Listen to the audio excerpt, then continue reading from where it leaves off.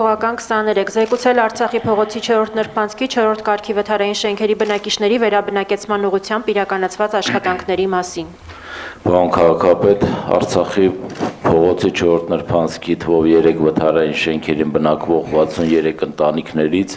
57 ընտանիքի հարցը արդեն կարգավորվել է, 30 ընտանիքին հատկացվել են բնակարաններ, 27 ընտանիքի բնակարանի գնման վկայագրեր։ Մնացած թվով 6 ընտանիքների հետ կա որոշակի աշխատանք անելու խնդիր, վերջինիս կողմից ներկայացվել են ոչ իրատեսական առաջարկներ, աշխատանքները վերջինիս հետ շարունակվում են, խնդրեմ մի 2-3 շաբաթ ժամանակ վերջինիս աշխատանքները ավարտելու, եթե ոչ իրացման գոտի ճանաչելու հարց քննարկելու համար։ Դուք կարող եք արդեն իրացման գոտու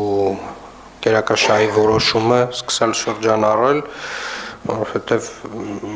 ակնհայտ է, եթե 57 ընտանիքի հետ կարողացել են լուծել, վստահաբար պահանջները մի փոքր երևի գերագնահատված են մյուսների կողմից, այնուամենայնիվ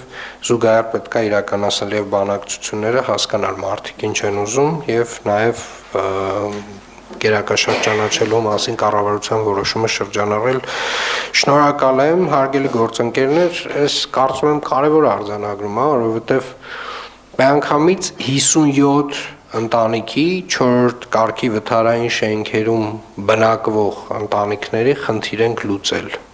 եւ լուծել ենք 1 տարուց պակաս ժամկետում, եթե չեմ սխալվում, պարոն Խաչատրյան։